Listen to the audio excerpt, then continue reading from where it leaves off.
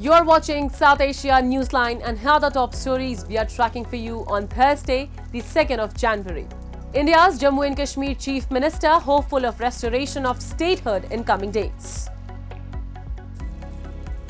Pakistan assumes seat at UNSC, rakes up Kashmir issue. And Bangladesh court denies bail plea to Hindu monk Chinmoy Krishna Das.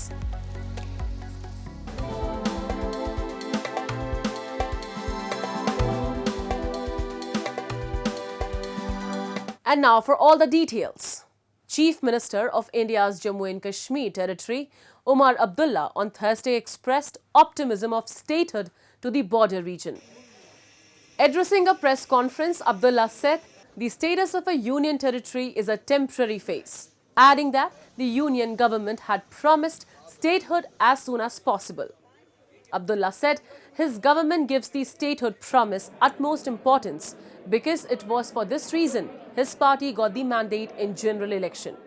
He added the Supreme Court in its verdict had also directed statehood for Jammu and Kashmir, and 1 year has passed since the judgment. That's enough reason and time for the statehood, he said.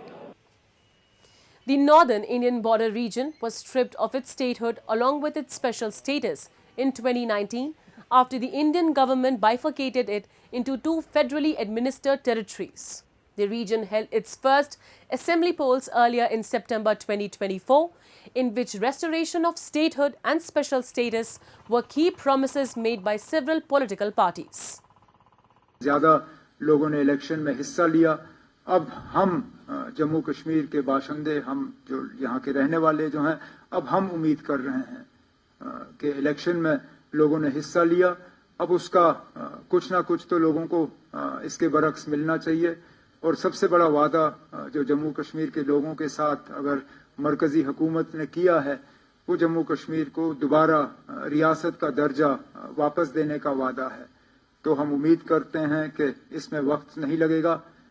Moving on, Pakistan on Wednesday replaced Japan and took the seat of Asia Pacific region at the United Nations Security Council for a period of 2 years.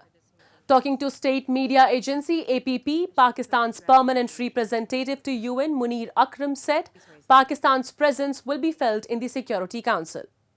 According to Dawn News, Munir also made reference to Kashmir and said they will highlight the Kashmir issue during the 2 years, aiming to get attention at Global Forum, a matter of concern for New Delhi.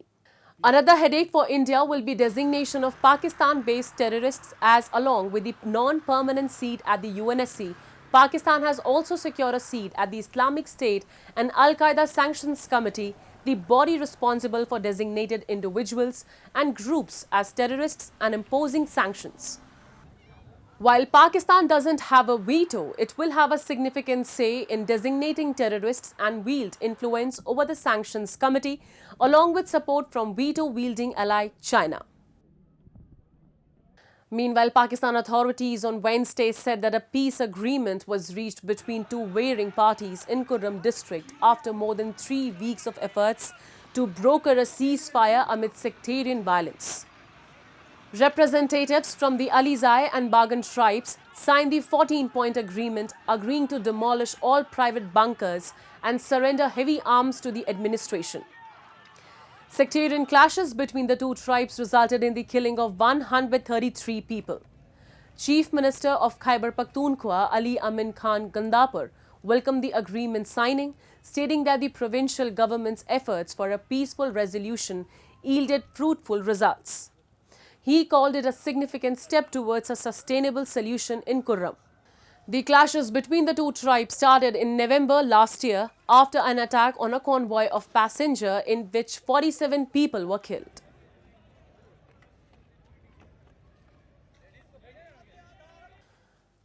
Moving on, locals have lamented Gilgit Baltistan continues to remain neglected as Pakistan government has kept the youths in the region bereft of any job opportunities while failing to bring about any development to attract the private sector. Despite its pivotal location as a gateway to the multi-billion-dollar China-Pakistan economic corridor, Gilgit Baltistan remains underserved. Locals blame despite the region's potential, little has been done to foster private sector growth. Youths with high qualifications are left without employment opportunities, while businesses are stifled by the lack of enabling government policies. तो गिलगित बल्तिस्तान का जो ultimate solution है इस बेरोज़गारी से निकलने के लिए वो ये है कि गिलगित बल्तिस्तान गवर्नमेंट को भी चाहिए लोगों को रोज़गार और आपका बिज़नेस की तरफ उनको लेकर चले, और जो लोग कारोबार करने की कोशिश करते हैं उनको सपोर्ट करे, उनको सॉफ्ट लोन्स फराहम करे, उनको ऐसे स्टेशंस और मकामात फराहम करे जहाँ पे बैठ के वो गिलगित बल्तिस्तान के उन प्रोडक्ट्स को बैरूनी दुनिया की तरफ लेकर जा सके। हमारे पास सुस का बॉर्डर है, हमारे सामने है, उसकी यूटिलाइजेशन बिल्कुल ज़ीरो है, बिलखुसूस गिलगित बल्तिस्तान के नौजवानों के लिए उसका कोई भी फ़ायदा नहीं है। इसी तरीके से सेंट्रल एशिया गिलगित बल्तिस्तान के साथ है। कल ही मेरी एक बंदे से मुलाकात भी हो गई थी, वो काज़ाकिस्तान से गिलगित बल्तिस्तान में गैस लाने के लिए यहाँ पे एक प्रोजेक्ट पे काम कर रहा है। तो क्या गिलगित बल्तिस्तान के लोग ये काम नहीं कर सकते, या गिलगित बल्तिस्तान गवर्नमेंट के पास इतने वसाइल नहीं है कि लोगों को इस हवाले से शऊर दे दें? तो ज़रूरत इस अमर की है कि हुकूमत गिलगित बल्तिस्तान अवाम को, जो नौजवान हैं, उनको बिज़नेस की तरफ राग़िब करे, उनको बिज़नेस में सहूलियात दे दे। Locals argue that empowering the youth and fostering an environment conducive to business development could transform Gilgit Baltistan into an economic hub, benefiting not only its residents but the broader region. However, the government inaction continues to hinder their progress. And Taliban wants better and increased diplomatic engagements in 2025, the de facto rulers of Afghanistan said on Wednesday. Expressing optimism over improved diplomatic recognition, Taliban's spokesperson Zabiullah Mujahid said the de facto authorities have taken constructive steps in 2024 toward recognition and engagement with various countries, yielding positive outcomes. He added, based on these efforts, Taliban authorities are hopeful that more countries will join and establish diplomatic connections. While China and Pakistan already has ambassadors from Taliban, no country has so far recognized the Taliban regime due to its regressive actions and morality laws against women.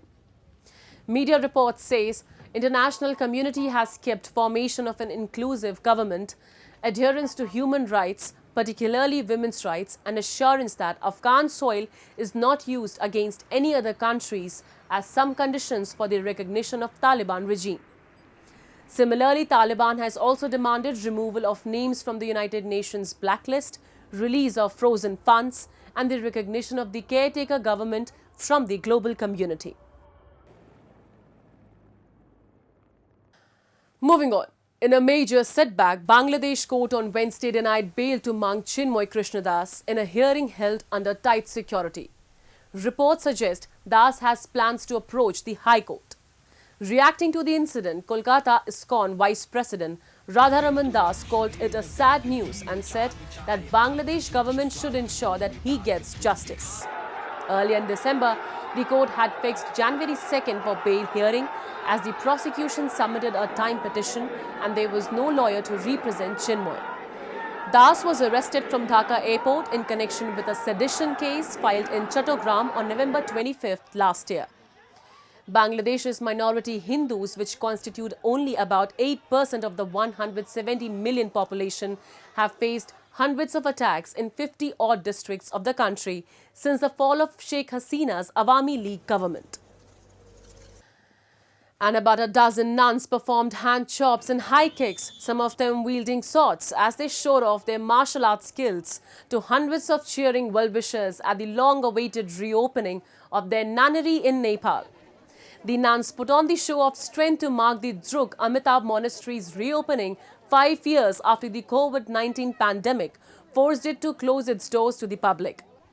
The group of Kung Fu nuns aged from 17 to 30 are members of the 1,000-year-old Drukpa lineage, which gives nuns equal status as monks.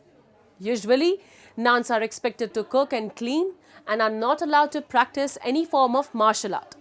But His Holiness Gyalwang Drukpa decided to train women in Kung Fu to improve their health and spiritual well-being. He opened the nunnery in 2009 and it now has 300 members aged between 6 and 54. Kung फू हम हमारे mental और physical fit रहने के लिए करते हैं और हमारा पर्पस है women empowerment and gender equality. The nuns come from Bhutan, India and Nepal and are all trained in Kung Fu, the Chinese martial art, for self-defense and strength. In the past, the nuns have completed lengthy expeditions on foot and by bike in the Himalayas to raise money for disaster relief as well as to promote environmentally friendly living.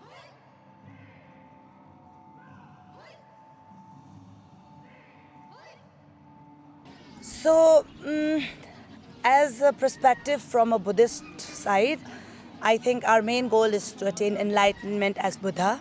But for now, as I am a normal person, I think I would be more focusing on helping others. Like we always say, like helping others is our religion. Whatever is more beneficial for other people, I would like to do that. Like we do a lot of self-defense workshops and we do a lot for environment. I think that would be my goal for now, coming forward. That's all in tonight's edition. We will see you same time tomorrow. Good night.